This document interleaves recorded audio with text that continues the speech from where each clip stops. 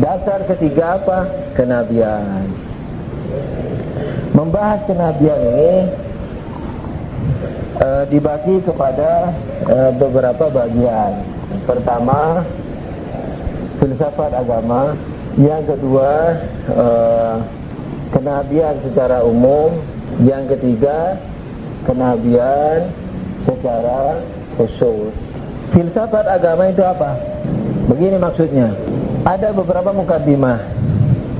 Awalan, Tuhan telah mencipta kita.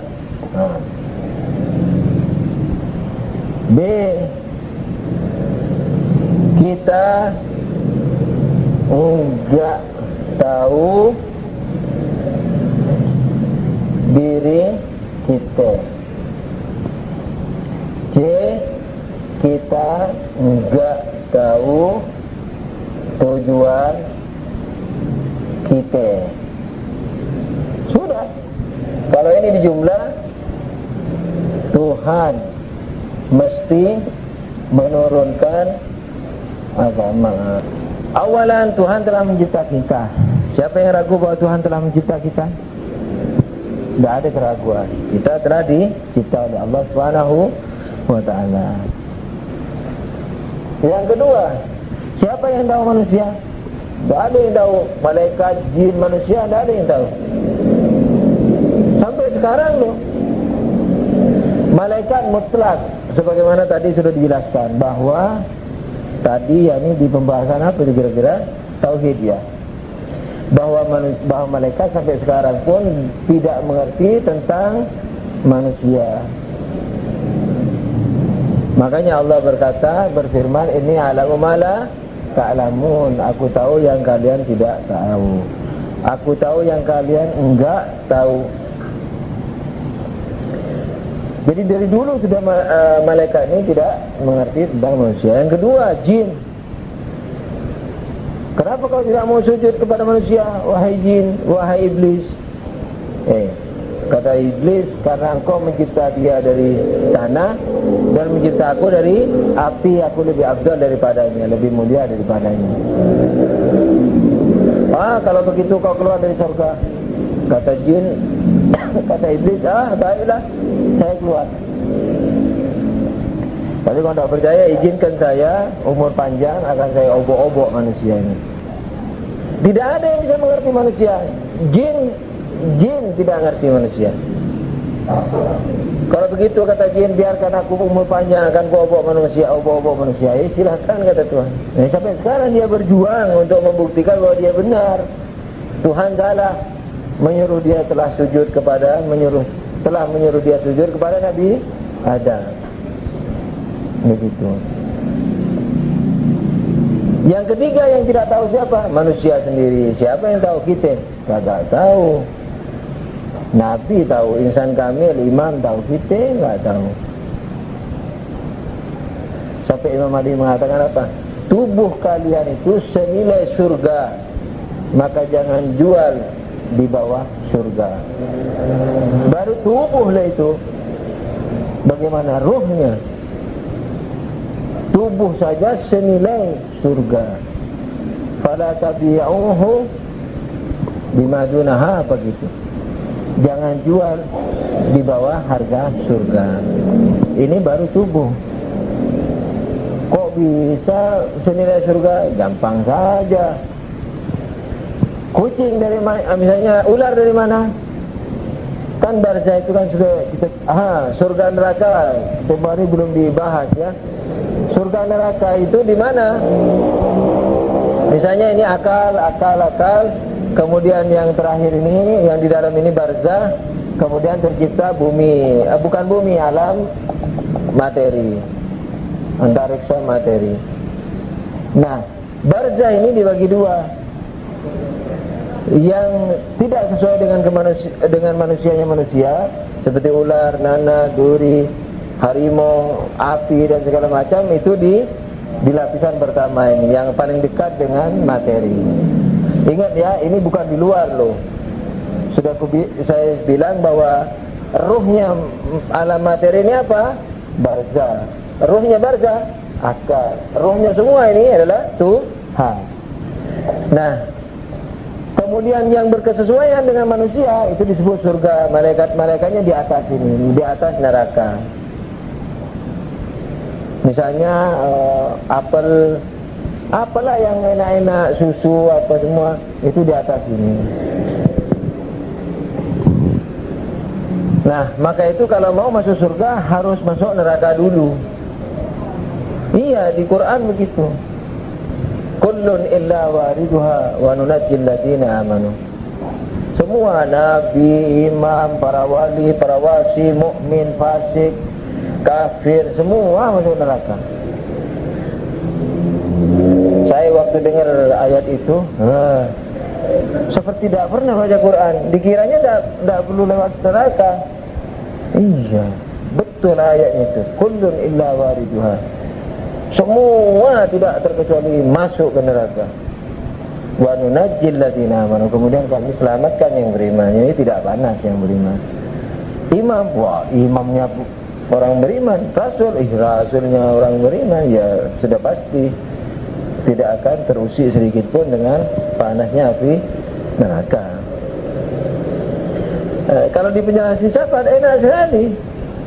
Kenapa? Sebelum mau masuk surga ini harus terpaksa harus melewati apa? Bagian barzah yang tidak berkesesuaian dengan manusia. Kenapa saya menjelaskan ini? Apa tadi yang saya menjelaskan? No.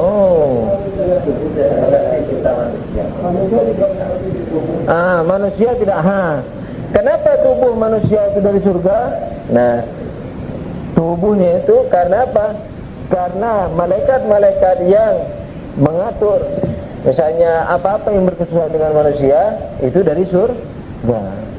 Kan heran kalau misalnya ada hadis anggur itu, misalnya delima itu buah dari surga. Jangan heran, karena itu berkesuaian dengan manusia. Malaikatnya itu memang di tingkatan surga. Yang berkesuaian dengan manusia seperti tubuh ini juga malaikatnya di mana? Di surga. Jadi tubuh ini seharga surga, jangan jual di bawah itu, yaitu di neraka. Kapan kita menjual di bawah surga? Ketika mengarahkan apa yang semestinya berkesuaian dengan manusia diarahkan kepada yang berkesesuaian dengan harimau, ular, kijang, tidak, harimau, kemudian ular, buaya dan seterusnya. Nangis tapi menipu buaya. Jadi badannya ini sudah kita arahkan kepada hal-hal yang berkarakteristik binatang-binatang yang tidak berkesesuaian dengan manusia. Ketika suka riya, berarti saya jual badan saya ini. Ketika riya itu kan bawa pura-pura mantap apa kan kita, berarti saya jual di bawah surga. Karena apa? Karena riya itu kurang lebih lambangnya, hakikatnya adalah, bukan lambang, hakikatnya adalah monyet. Nah, monyet tidak berkesesuaian dengan manusia. Jadi saya telah menjual badan saya kepada yang di bawah surga. Itu. Jadi jangan heran misalnya kalau buah ini dari surga, kalau berkesesuaian ya pasti dari surga.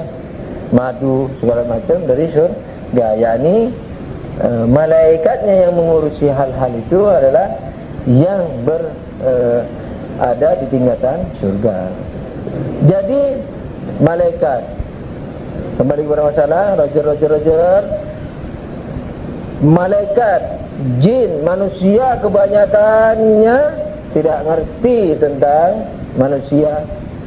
Lah, kalau tidak ngerti tentang manusia, bisakah dia mengerti apa yang baik dan apa yang buruk baginya? Kagak bisa. Biar dia dokter yang hebat, kalau kita datang kepadanya sakit perut, bilang sakit kepala, dijitak kepalanya nggak sembuh, mati orangnya. Karena apa? Yang sakit perutnya dia sakit kepala. Umpamanya disuntik, dikasih obat apa segala macam yang kebetulan lebih mudarat kepada penyakit perutnya, mati. Kenapa dokternya canggih kok bisa mati pasiennya? Karena pasiennya ngomong salah-salah.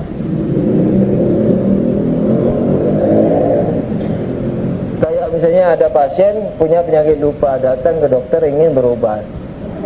Sudah tahu sampai ke dokternya ditanya, ada perlu apa? Iya ya, saya datang ke sini mau ngapain? Ya bagaimana bisa dokternya nyembuhkan?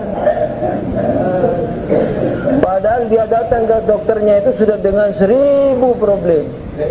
Karena diajari sama orang tuh, kalau naik Kopaja, turun di sini, wah lupa terus di jalan itu sudah setengah hari baru nyampe, sudah keringat-keringat sambil tanya sudah segala macam sampai ke dokter.